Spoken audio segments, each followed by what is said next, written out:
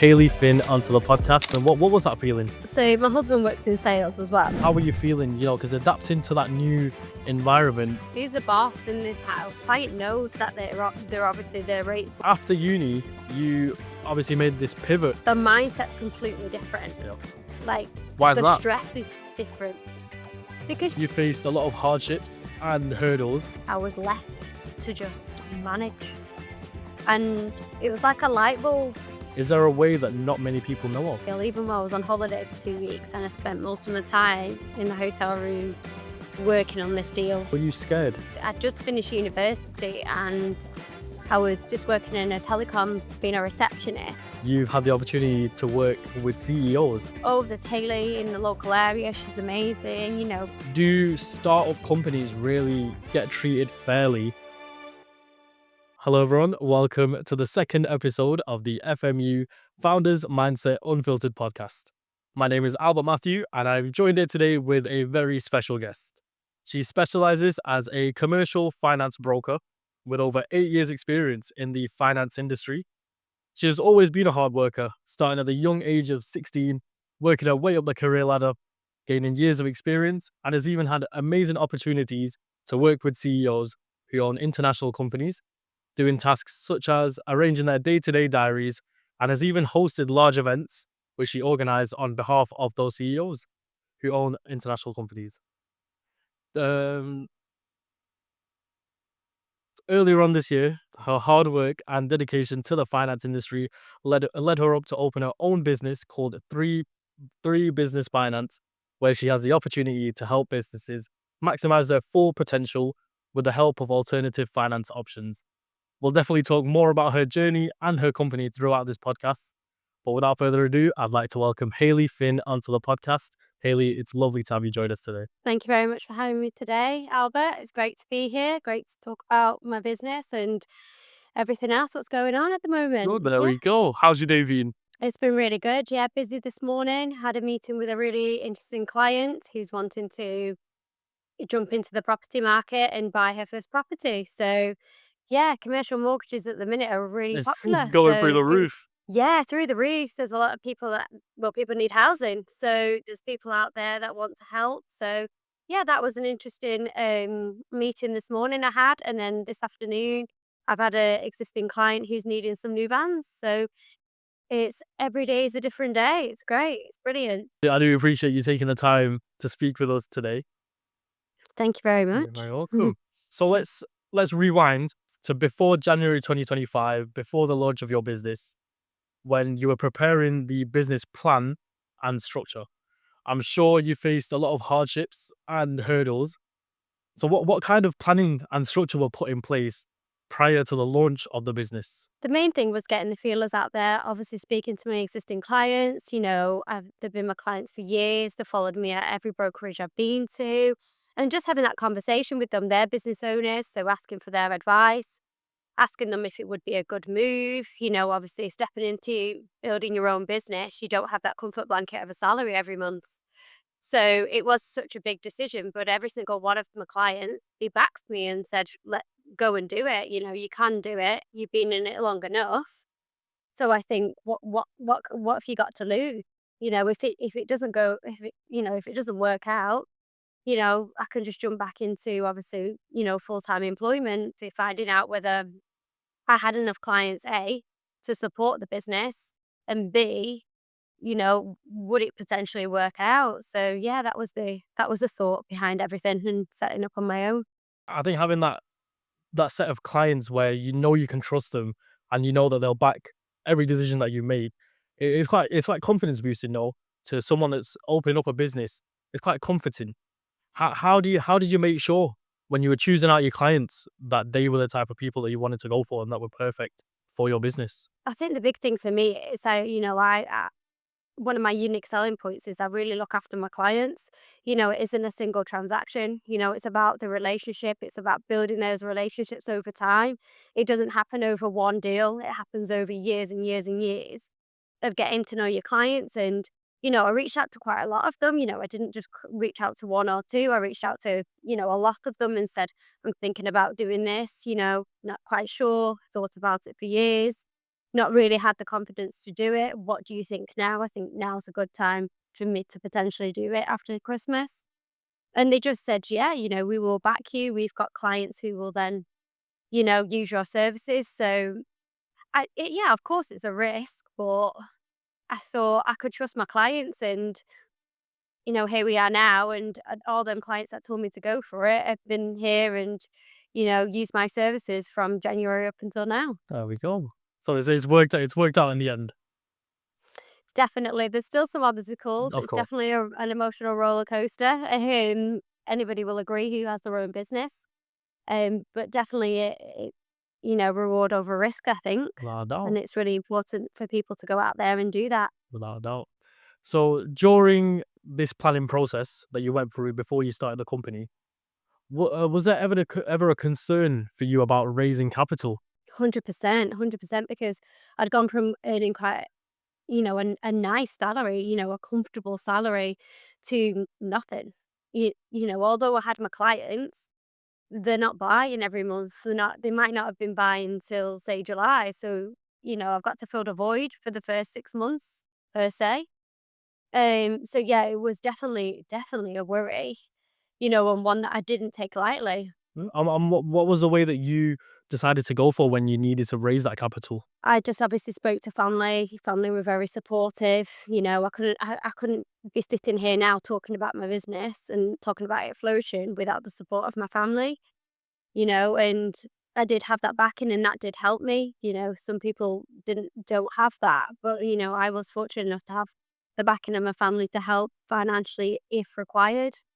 But it just ended up getting off to such a flying start that, you know, you still feel like you're spending more than you're bringing in, because you're wanting to do your branding, your websites, everything that makes you look and feel professional, especially in my world where there's that many brokers out there.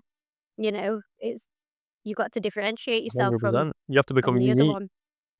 Yeah, exactly that. And I think nowadays, because price is such a massive, a massive factor to clients, it's the race to the bottom. It can be sometimes, everybody wants the cheaper quote.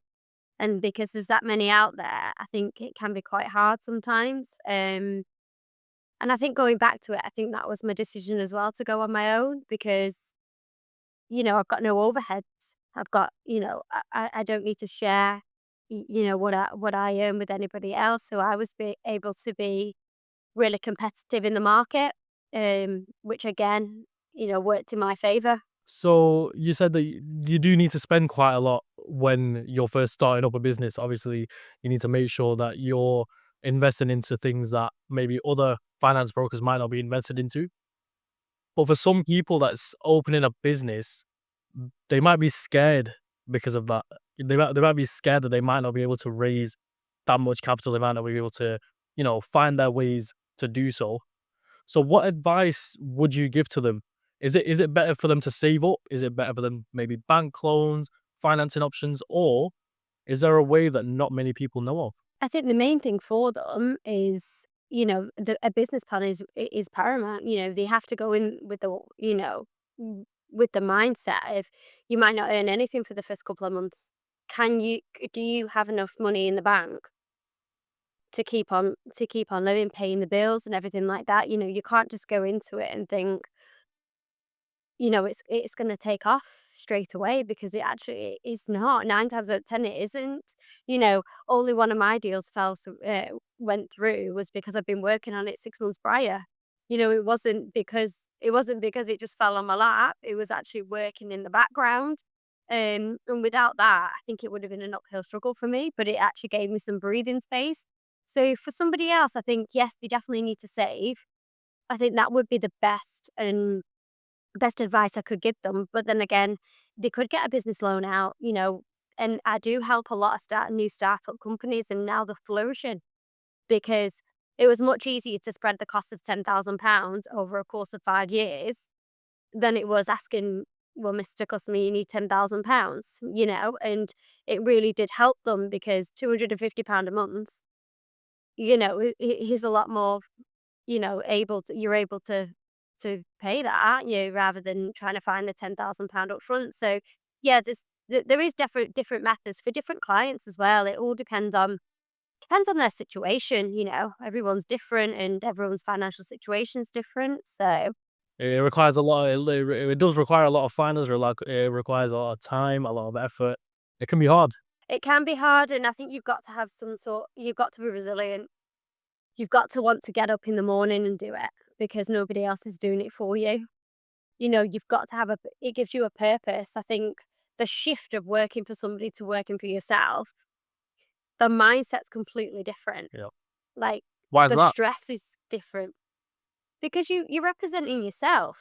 Like I alluded to earlier, like, you don't have that comfort blanket of that wage coming Yeah. in regardless of whether you've done well or not. Yeah, you would have the stress from your manager, but naturally, you're getting paid X amounts of money, whereas when you work for yourself, if you don't put the work in, there's no money coming in.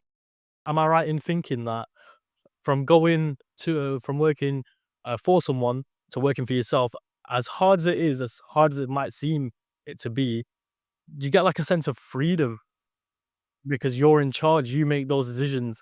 Definitely, because when you work for somebody, you're working towards certain KPIs, you're working towards certain goals for the overall company. Whereas when you're on your own, there's no rule book. Yeah, you can do whatever You you want. completely tear the rule book up. You can, especially in my world, there's no limit to what I can finance. I'm not being told to just go down the asset route. I'm able to help with commercial mortgages. I'm able to help with business loans, refinancing, invoice financing. And I'm able to get out and see more people. I don't need to be at my desk. I'm able to network and go to as many networking events as I need to. Whereas when you work for somebody, they expect it a certain way. Right? No, it's true.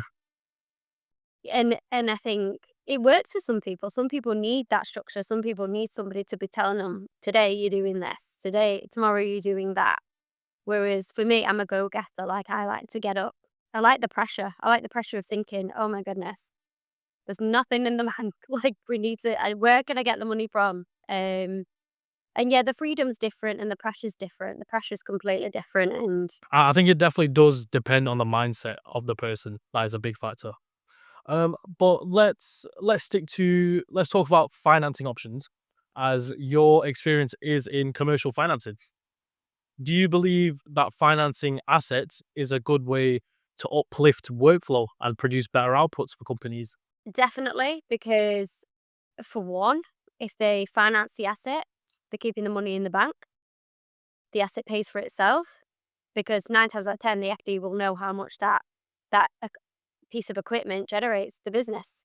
9 times out of 10, they need that equipment to fulfill a contract. But then they might, even if they do, like a lot of companies have the money to buy the kit, but they just choose not to because they use that for other things. And they can offset it. There's lots of tax benefits, by leasing the equipment. So there's lots of factors for that, and everyone's doing it. The mindset of everybody now has changed. Roll back 15 years, people thought people who took out finance, had no money. That's not the case.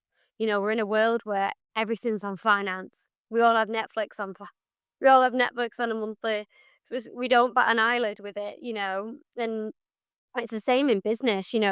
Accountants and FDs will push the CEOs to put things on finance because, 9 times out of 10, they'll probably upgrade it in the 5 years. So to them, what would be the point in owning it? Let's just lease the equipment. So it saves them money and yeah, you're right. It does. It produces better outflow as well. You can invest that money into different parts that you might not have been able to if you purchase it outright.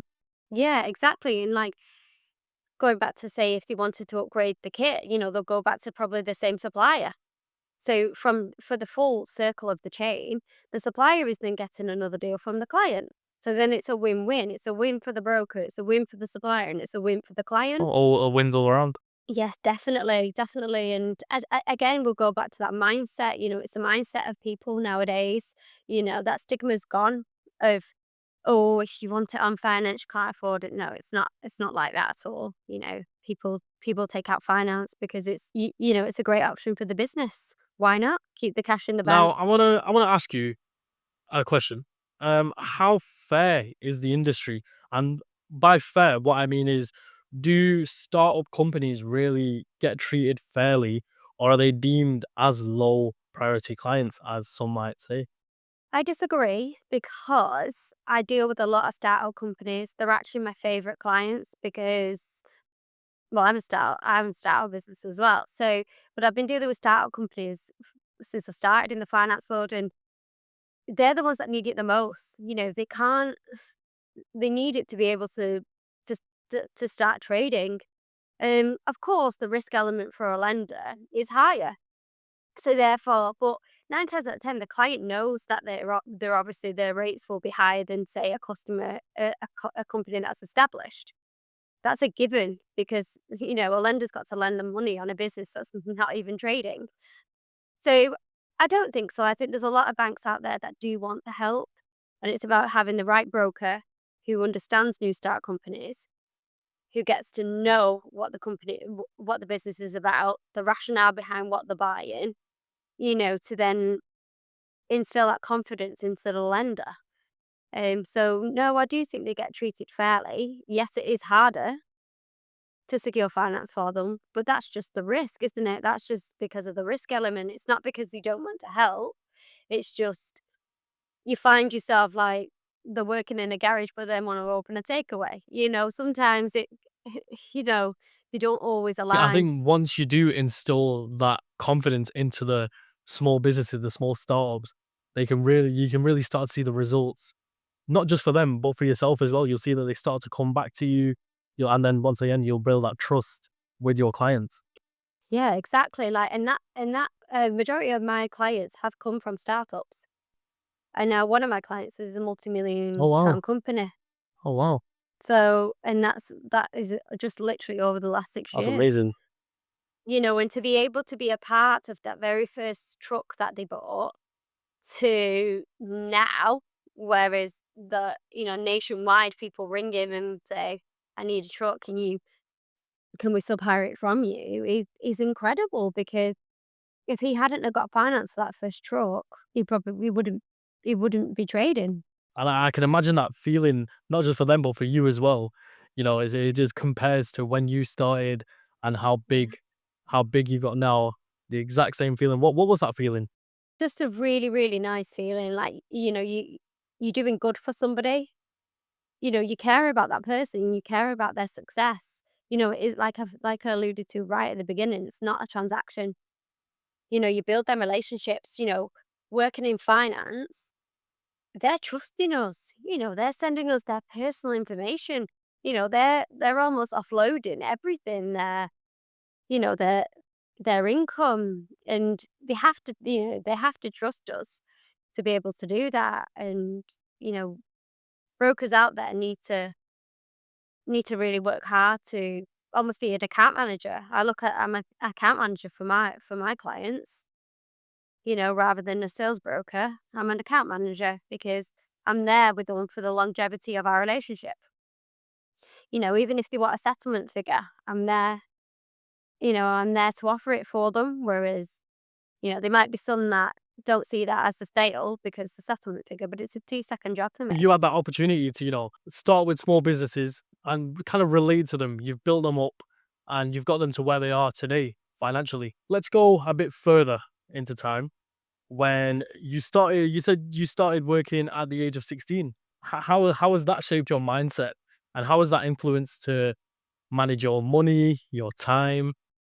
So my mum and dad, I always like nice things. I've always liked luxury things. So my mum and dad, I remember in the Trafford Centre, we was in the Trafford Centre and my mum and dad said, if you want them boots, I remember it like it was yesterday. Hey, if you want them boots, you can work for them. Like you need to work. So I said, okay then. So I got my CV and they said to me, where in the Trafford Centre would you like to work? And I love to read. So I said at 16, Waterstones. So they said, okay, but put your CVs in elsewhere. I went into Waterstones. I put in my CV. I said I would love to work here. The next day, they gave me a job. And that was because I went in. I said, I love books. I didn't just pass the CV in. And I said, I love books. I said, I would love to work here. And it was a Christmas temp job actually, so there was lots. And I said, "Well, what's the stones?" And they rang me the next day and they said, "Yeah, you've got the job." And I thought, wow, out of all them shops in the Trafford Centre, my mum and dad asked me, which one would you like to work in? And I said Waterstones, and I got the job the next day. And then that was it then. It was just a case of juggling college and uni and jobs. And I'll be honest, the jobs always came first because of the money. So then you know, I had lectures. If it was a 1 hour lecture, I'd go to work instead. And I just worked my way up in the retail sector then. And then I said, again, I worked in Debenhams. And then my mum and dad said, what would you like to do next? And I said, I'd like to work in Selfridges. 2 weeks later, I'm working in Selfridges. So I think it's just your mindset. And if you've got ambition and you've got drive, you can go anywhere. And I never wanted to work in retail it wasn't a career, but at the time, while I was studying, that was the path. It suited the hours suited, through uni and that's what I did. And, I am very money driven. I like nice things. And my mum and dad have worked very hard for what we've got. We've had a really nice life, but that's because I've worked hard. I really do believe that if you have an ambition towards something, if you really like doing something, if you invest in that, you'll make it far. Yeah.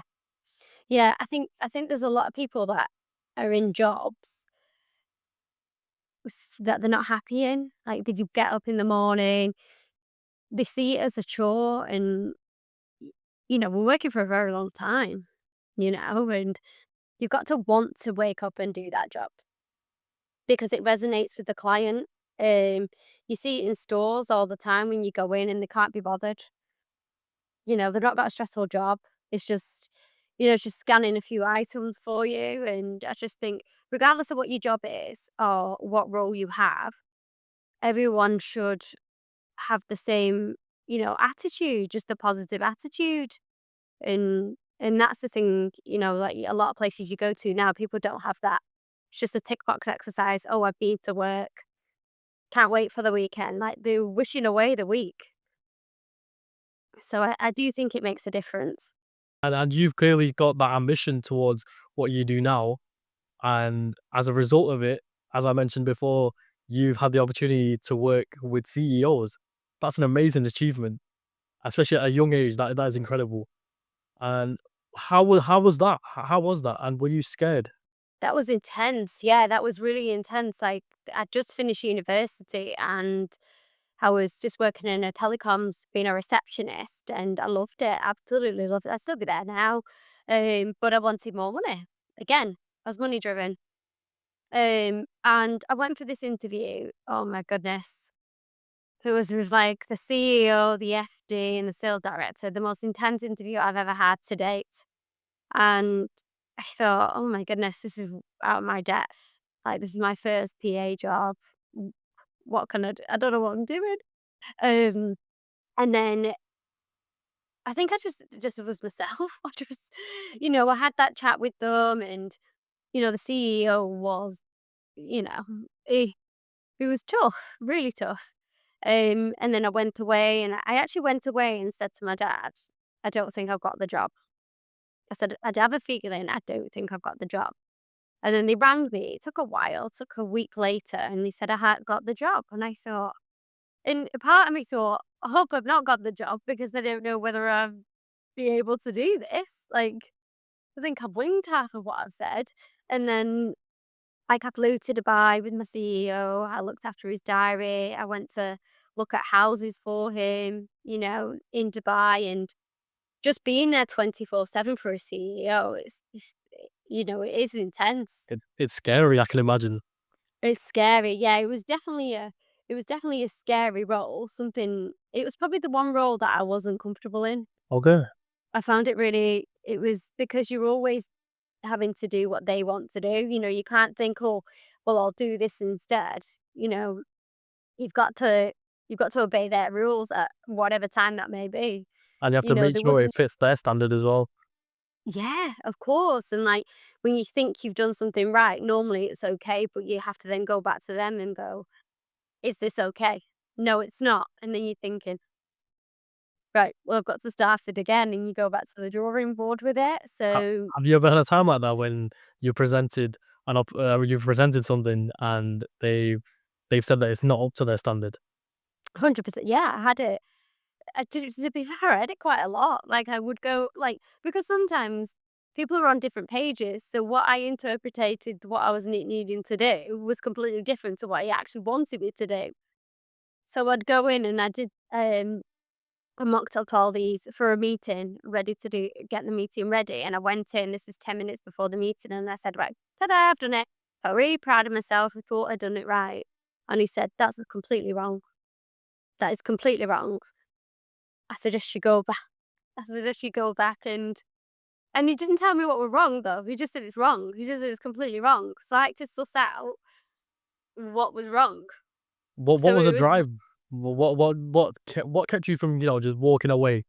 with my job. I thought, this is my reputation. I thought, I need to rectify this because I won't get another job because this would be a terrible reference even if I leave. I thought, well, what can I do? And I thought, instead of, I could have easily cried on the spot. I Without really a do. doubt. That's how I felt. I I think I felt would. like that. I Yeah, would, yeah. I did. I was, and I thought, I can't do this. And I thought, well, I've got to offer something.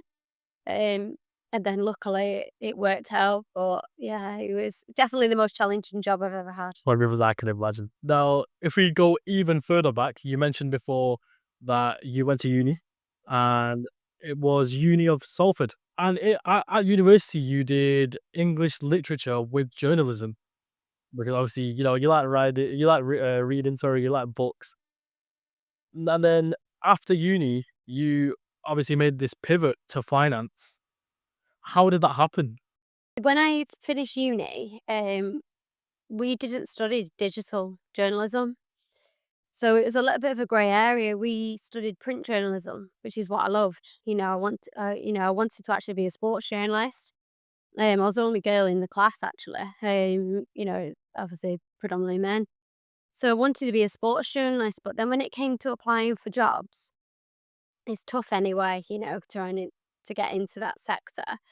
But then they were moving over to digital journalism, but I didn't have my degree didn't cover that. Because I did English literature and journalism, I did 60% English, which was I was told that that would be better for me to get a job. Well, actually, it didn't work out like that because if I'd have done 60% journalism, it would have covered digital. So I was a little bit out of my depth. I applied for lots and lots of jobs. It was really vigorous, interview processes, videos. I nearly got a job at the BBC as a runner. Tried to get on with there, but there was always somebody that knew somebody. Connections. 100%, and I think that's what it's all about in that sector. Like, Kirsty Gallagher, who's obviously a sports presenter, her cousin got the job over me. Oh, So, wow. it's who and I couldn't carry on just chasing, I wanted to work, I was still working, and then one of my friends said, "You're an amazing salesperson, I think you should come into finance," and I thought, I was absolutely terrible at maths, absolutely terrible. If my maths teacher knew I was working in finance now, I think he'd have a heart attack. Because he would, because that was my weak spot. I wasn't good at maths. So then I laughed and I thought, "Nah, I'm not doing that. There's no way I'm working in finance." A year later, he pursued me again and said, "What are you doing? Come and work with me. You can make a lot of money."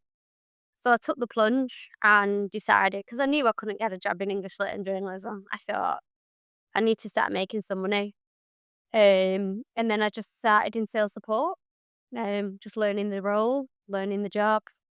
And then within a year, I was looking after the sales director's biggest accounts. And, it was just an organic growth with it. I was never looking to look into sales. I didn't think I was a salesperson at all. I'm not an actual salesperson.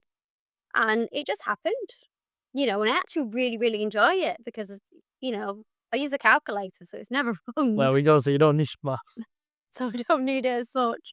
Obviously, I'm much better with my maths now, but, it wasn't about maths as such. It was about the bigger picture. It's about I use my English literature degree a lot because I've got to do almost like a dissertation on my client, got to put a proposal together, to write about their business, and that's what I really, really enjoy about the job, and When you took that plunge and when you decided to take that opportunity with your friend, what was it like?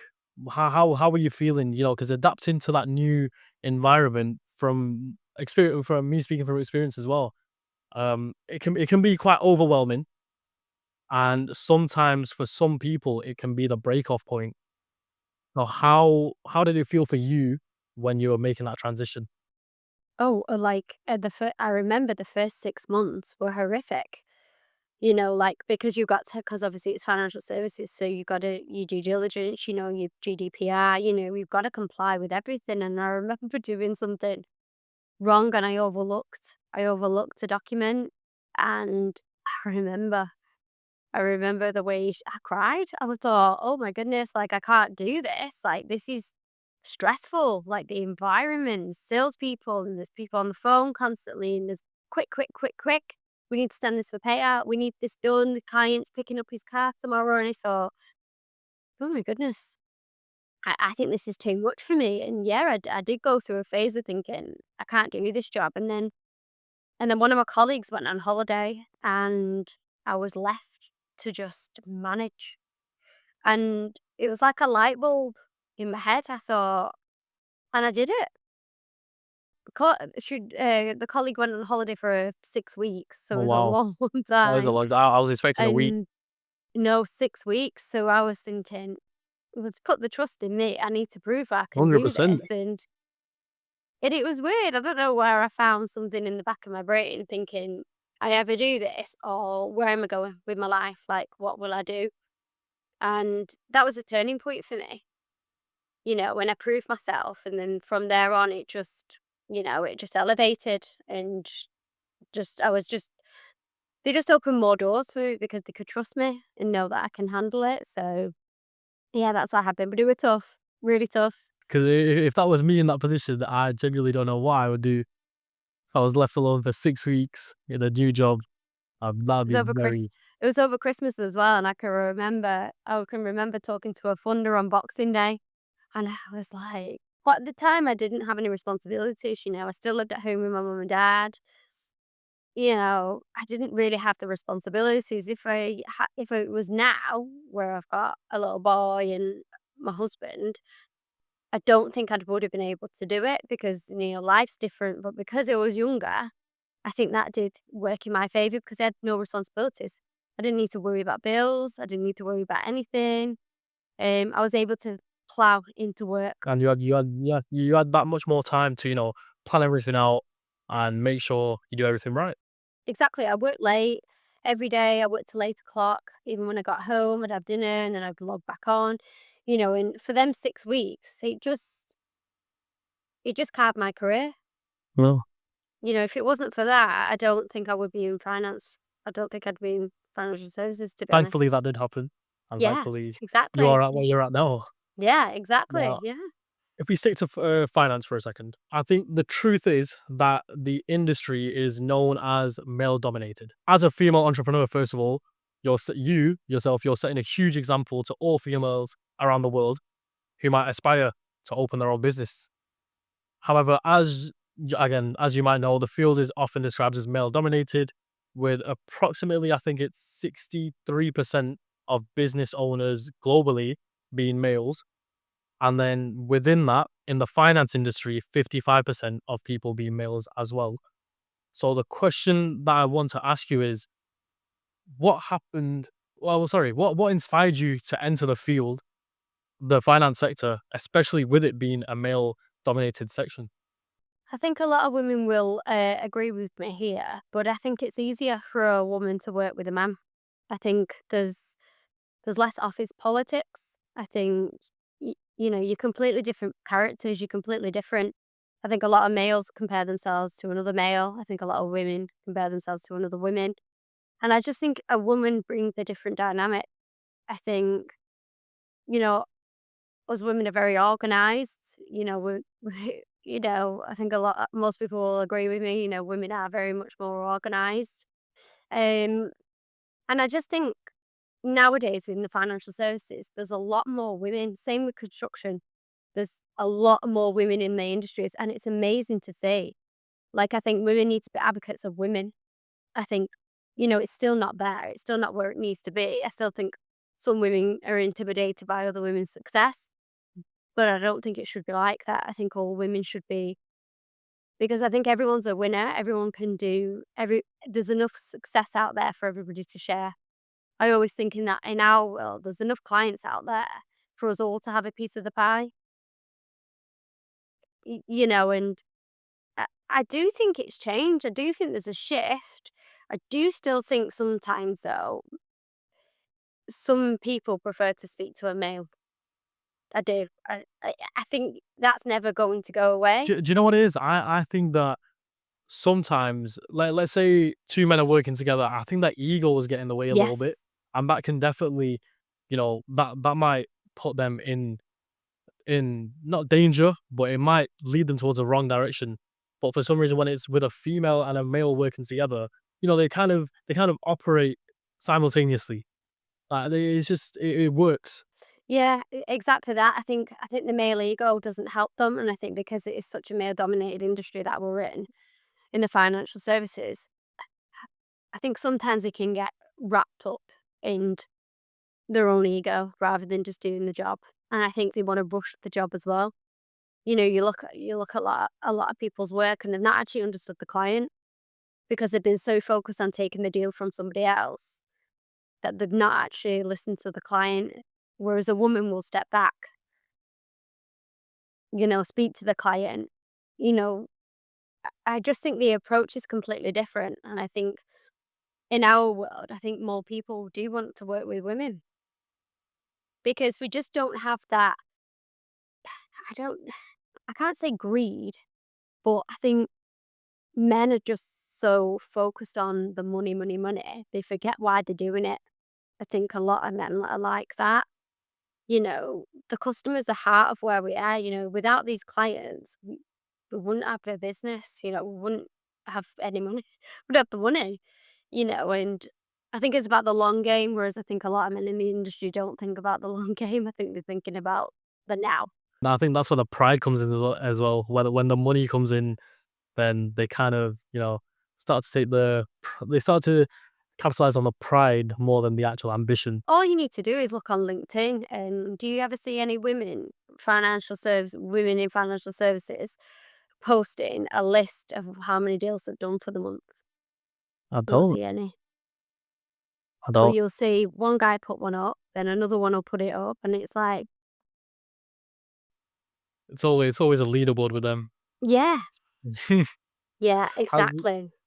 has this then ever had an effect on your business or maybe even yourself when you were starting up? I think men are more confident than women naturally. I think, I'm very much like, I don't like confrontation. I don't like, I won't push a client, like you've always been taught, especially when you work for somebody, like, chase them up 3 times. Chase them up, chase them up. I hate that. I don't like to chase my clients. I think whereas men are better at that, I think they're better at hounding clients. I think whereas us women are a little bit more reserved. We think too much, we think about, oh, will they be annoyed? Oh God, is it, whereas men will just pick up the phone and be like, are you doing this or not?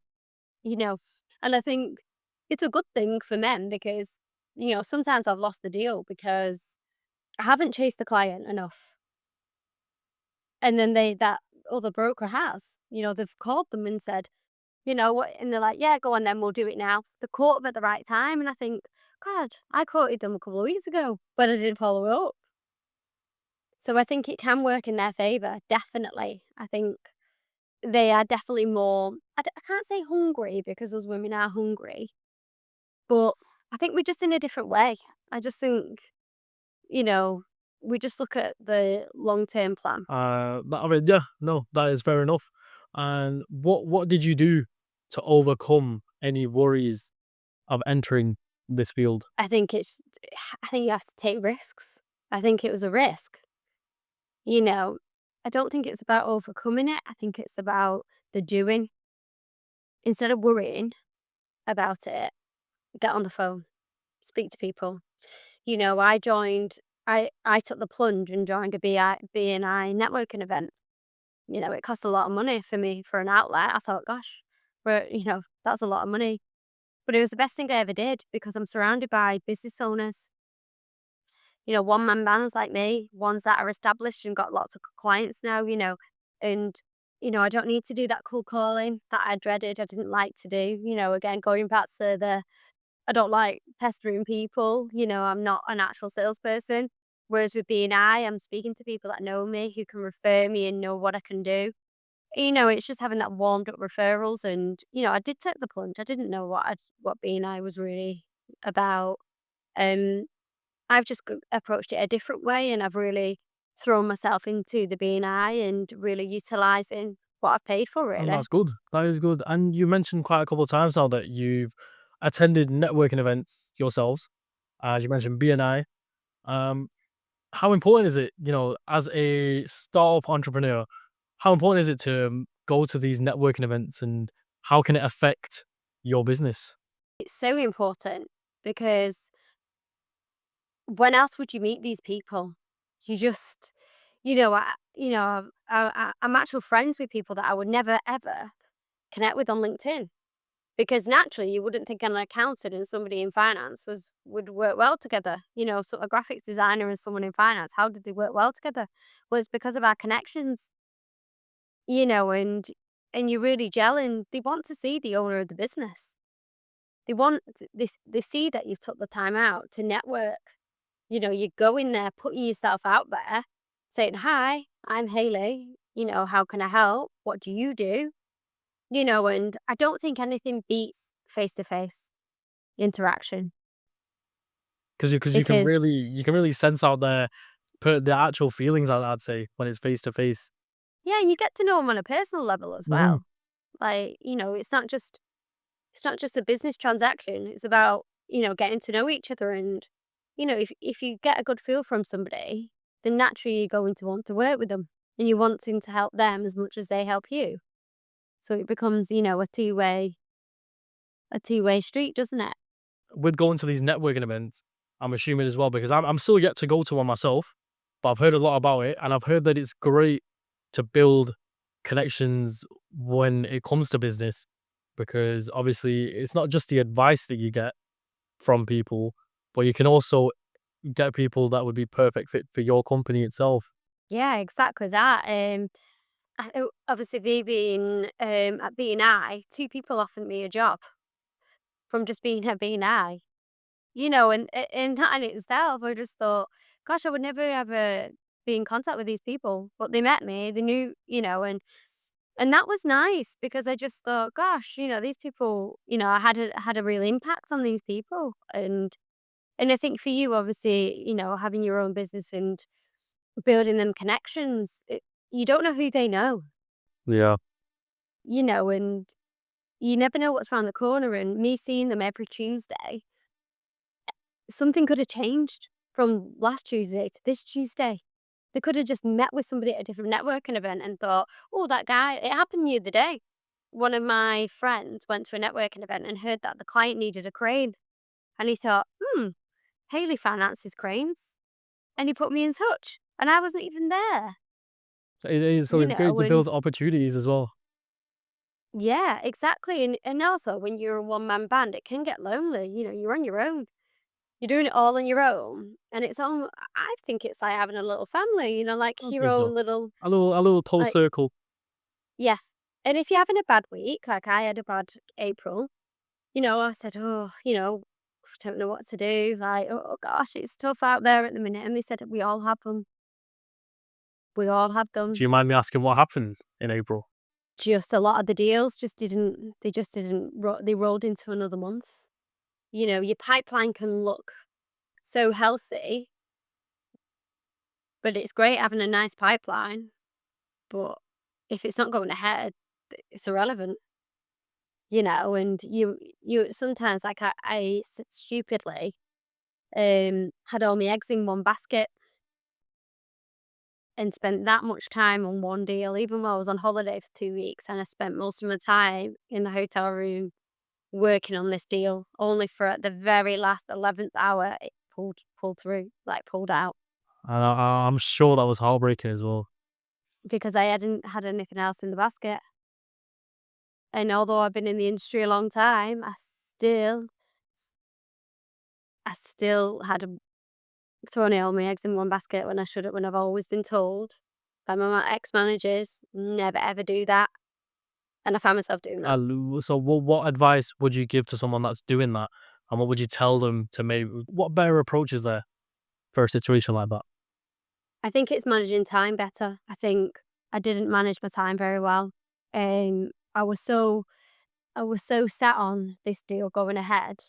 I was blindsided with the rest of the deals. I thought, no, I'll concentrate on that deal. I'll be fine. Whereas I shouldn't. I should have still been having deals coming through. I should have still been doing everything I'm doing. But I took a back seat. I booked a holiday. I thought I could afford to go on holiday and have a bit of time out. Well, I couldn't, because if I hadn't gone on holiday, I would have been calling people, looking at other deals. So I just think you can never be complacent until it's paid out. You can't. You, you just don't know. We make mistakes, we learn from mistakes. And especially when you're a startup business and as yourself, you're by yourself as well, time management is a huge factor. You need to make sure that you're managing your time. You need to make sure that you're, you know, doing everything equally, if that's how you word it. And Haley, with yourself as well, you've got a family, you've got a husband, and you've got a son as well. How old's the little one? 4 years old. So is he in his mischievous phase? Oh my goodness. Yeah, he rules the roost. He's the boss in this house. Yeah, he's definitely the boss. Yeah, having a child just changes your whole perspective. And that's the driver for me. Having my little boy, like, he doesn't know the value of money. He just thinks like it's on a tree. And I just pick it off every time. What for? And I am already learning him the value of money. You know, it's like as soon as the holiday's over, when we're on the next one. Oh, after that holiday, we're not being on it. When are we going to the next one? And every weekend he wants a new toy, and stupidly we give in and we go buy him a new toy. But I think we're getting to a point where we do need to, like, and he's understanding what mummy does, and mummy has to work because I can't pick him up every day. And he wants to know why, and he's understanding that mummy's working. I have to say for holidays, because he loves his holidays. Yeah, So it's like, it's something that I obviously. like. Yeah, you So have to it's keep like them I'm happy. working for the holiday. Yeah, yeah. How important would you say it is then to have that implementation of how hard it is to gain money from young? Would you say it can benefit you in the long run? And one. 100%, because I want my little boy to, because my little boy is spoiled. You Right. know, he's my only child. He's Mhm. spoiled. Well, He gets naturally. everything he wants naturally, exactly. But it's important he understands where it comes from. That when me and my husband, we both work really hard. And because I don't want Edward growing up and thinking it's handed to him on a plate. I want him to work hard. That's what my mum and dad did with me. I'm doing exactly the same with him. I want him to know that you go and get a part-time job when you're 16. If you want to do that, then you go out and do it. Of course, I'll always support him. Like my mum and dad. Like, they've always had the money to be able to support me. And we will be the same with Edward. But I think at the same time, I want him to want to do it. Like I wanted to go to work and do it. And I think that's what I will do. I'll keep on humming in with him that no, you have to wait till your birthday and Christmas, like we all had to, for presents. Because otherwise he'll just think it's expected, like he can just have and then toys won't become a treat. They'll become the norm. Like common occurrence, a recurring occurrence. Yeah, exactly that, exactly. And we're setting an example for our There children. we go. We're their role models, and I think successful people breed successful children. That's how I look at it. I completely agree. And you mentioned before that your son Edward, he's your drive. He can be deemed as the reason why you do what you do. But is that the only reason? Obviously, we've got money driven as well, but are there any other reasons to why you do what you do? So my husband works in sales as well, and we're very competitive. So he does really well, and I don't weirdly, I want to always do better than It's him. healthy competition. Oh my goodness, yeah, it is because it's a win-win What for we us. go. So I think it's good to have that drive and that humour. But with us both working in sales, if we both had a bad week, it can be quite a Overwhelming. miserable Oh my household. gosh, I can imagine, Yeah, yeah.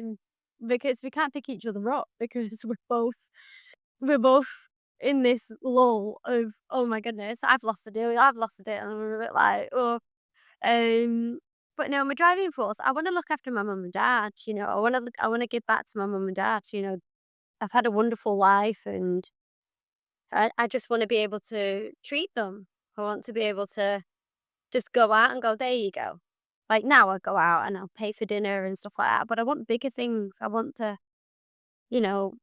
pay for a holiday,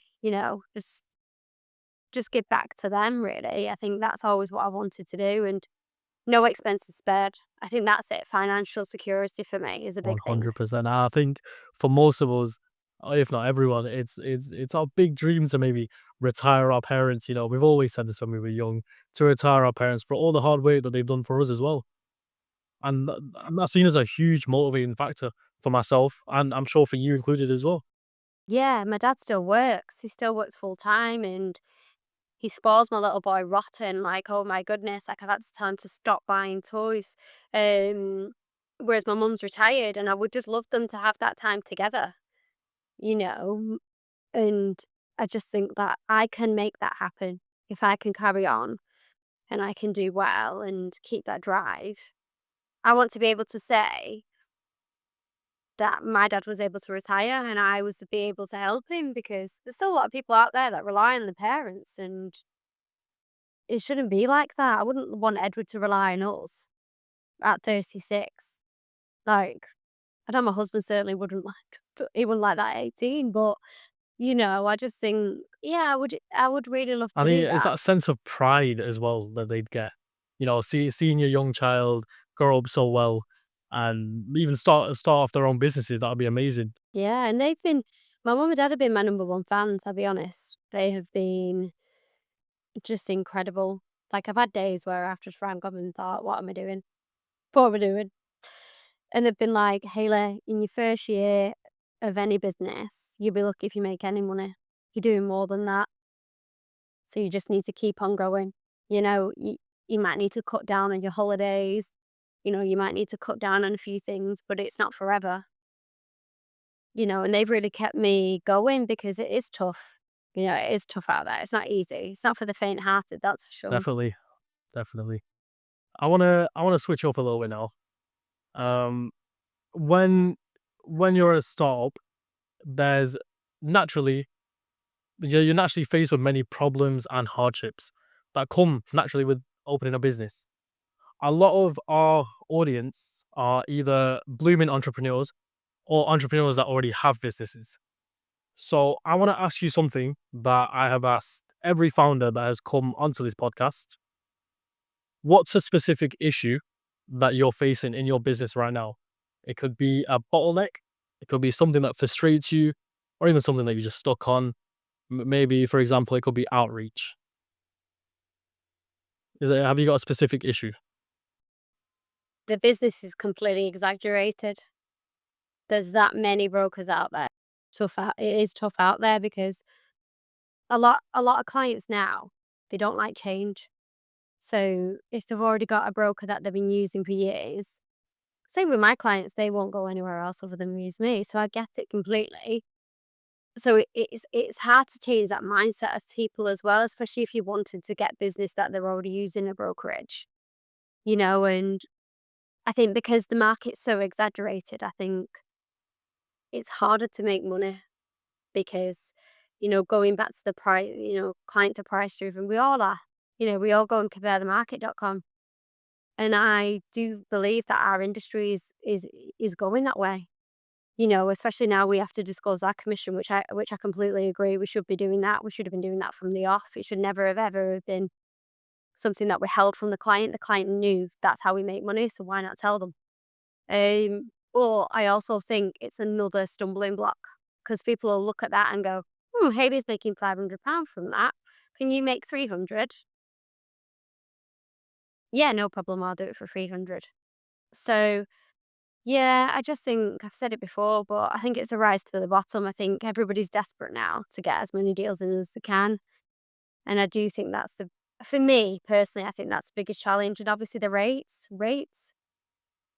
are high, Bank of England are not helping at all. Like they've just announced that they're keeping it where it is, and it's just tough out there because there's not many lenders. Lenders, the risk element as well. Like they used to take risks on certain clients, now they don't because they've got stung. They've got a deficit, and I get it. I get it completely. So yeah, there's quite a few factors actually, but I think the one I would go with, I think the market's completely exaggerated. I think it's completely there's that many out there. It's quite difficult to set yourself apart from others. Well, what I was gonna say is if we do stick to that one, if we stick to obviously how exaggerated the market is, I think outreach, correct me if I'm wrong, I think outreach would be the best way forward just so that people know that you're the best business to go to, you're the best company to go to. And once again, it's a very common issue in the industry itself. And I'm hoping maybe even our audience might have faced, they might have faced the same problem. So I want to address the audience, to our listeners who have gone through the same issue, or even if you know a business that can maybe find a solution for Hayley. I'd love for you guys to please drop a comment below, either DM us or even get into contact with Hayley herself. We'll make sure to put her contact details in the description below. And I hope, Hayley, that does boost your business to what it needs to be, because I definitely think you've you've built yourself up, and you should be well above there. And I truly believe that from what you said, everything that you said. Well, Definitely, thank you for that, you're Robert. welcome. That would be great. It's always good to get advice from other people and see how they approach, these issues because they might say I'm doing something wrong or, networking isn't enough. I maybe need to do something else, switch it up. So yeah, the more advice, the better. And The I will better. take it on board. Yeah, There we definitely. go. And on that note, Hayley, I want to know what's next for your business. What's your end goal? For me, I think it would be I would like to get my sponsorship out there. I'd like to be on a billboard, to be sponsoring like a local football club or something like that, or yeah, something like that. I think I would like to do that and go from there. And people actually know me and talk about me, and oh, there's Hayley in the local area. She's amazing. Referrals are a big thing for me because it means a lot. 100%, and it shows how good your company is as well. Yes, it's my 100%. brand. It's my There we brand. It's go. me. It's nobody else. It's me, isn't it? Mhm. That's what I'm Yeah, saying. definitely, and I just want to grow and just acquire more clients, new suppliers. Yeah, and just get out there and meet people. Before we do wrap up, Hayley, I'd love to give you this opportunity to pitch your business to the audience.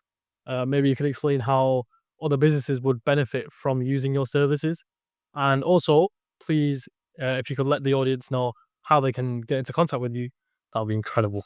So obviously, as Albert said, I'm Hayley Phinn at 3 Business Finance. I love to help new start businesses, established businesses, anybody that requires an alternative method of finance. So keep the cash in the bank. There's lots of methods I can help you with. Yeah, I love to get to know different businesses. I work in every sector. Just give me a call or an email, or drop me a connection on LinkedIn. It would be great to connect and go from there. And the big thing for me is I love to get to know people, and obviously really understand your business and how I could potentially help. Not help maybe tomorrow, but in the future. So yeah, it'd be great to understand what you're doing now, who you're working with, and how I can make a difference. So thank you. Guys, you heard it from Hayley herself, and I think from everything that you've said in this podcast, they'd be they'd be stupid not to come with you, without a doubt. Hayley, it's been a pleasure to speak with you today. Everything that you've said, is genuinely inspiring, from how you started working at 16 and you built your way up the career ladder, as I mentioned before. And I really wish you good luck for your business in the future and now as well. Thank you very Oh, much for lovely. joining us here Thank you so today. much for all your, and thank you for having me. Thank you very much, Hayley. Thank you. Take Yeah, care. bye bye. Bye.